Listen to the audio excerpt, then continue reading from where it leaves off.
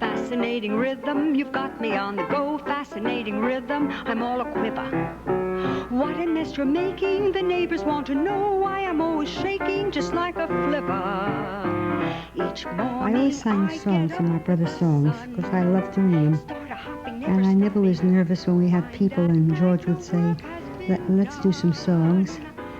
And I'd get up and I'd do it. And I enjoyed that because I felt the people seem to enjoy it also. When you know somebody enjoys what you do, it pleases them. So I felt very pleased that I could have people be pleased also. I wanted to be natural and just sing it naturally, which I do.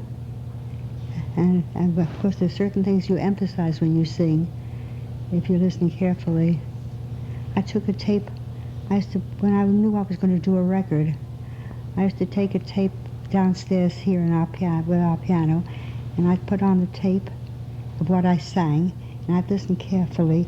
Now, for instance, the timing of a song is very important. The phrasing. So if there's a long phrase, I knew that I had to take enough breath to finish the phrase without breaking it up. Many people sing songs, and in the middle of the phrase, they have to take a breath. So that's not good. That's not good.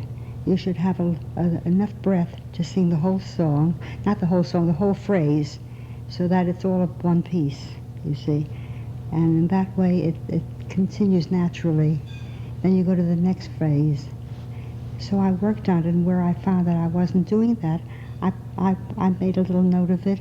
So when I did the record, I knew it says breathe, and I would take a deep breath there, and the record worked very well.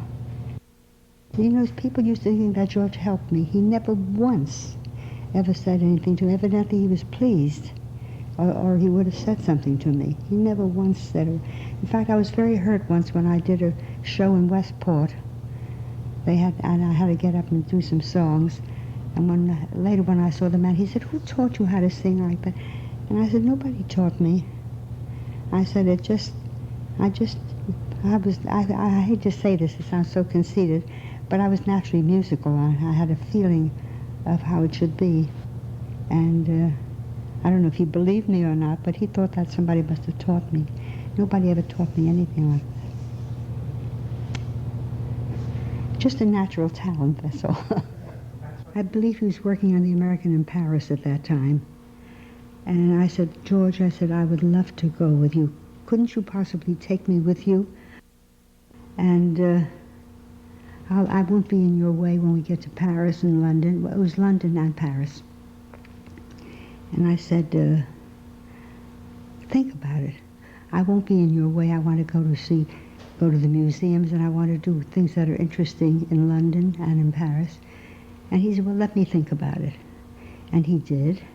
And he finally said yes, he would take me along, and I was very thrilled. And in Paris, it was wonderful, especially because they hadn't heard jazz and piano playing the way George performed, and they were thrilled with him. They were just crazy about hearing him play. And there were so many parties, and here I thought I was going to be alone and just do what I wanted. I did some of it, of course, some sightseeing. But everywhere he went, I went along with him. I was invited also. And we went to parties, and after George finished playing, they say, "George, how about your sister doing some songs?" After I did the songs, Elsa Maxwell said to George, "I've never heard anybody do your songs the way your sister does them." And he said, well, he was delighted. And she said that Cole Porter was coming up. And would she stay a little longer and do some songs for him? And George asked me. I said, "I'd be delighted." And for some reason I wasn't nervous. I just enjoyed it. And Noel Coward came up, and he heard me sing these songs.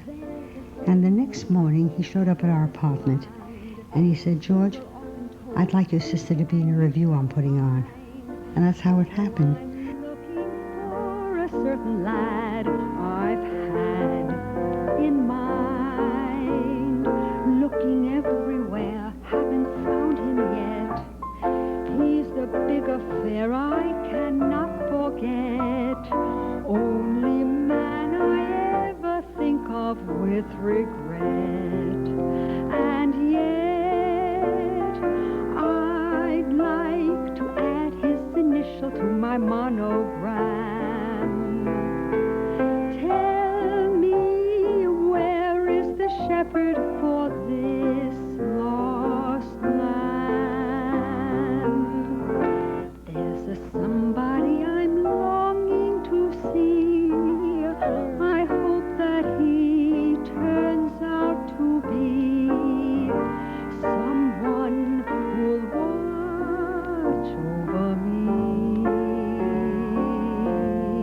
I didn't have enough confidence in myself to go ahead. And I thought, I don't know, just gave up then. And many years later I was unhappy about it because Mr. Herndon, who was the producer of that show I was in, thought I had a big future as a dancer and a singer and a comedian and so forth for the stage.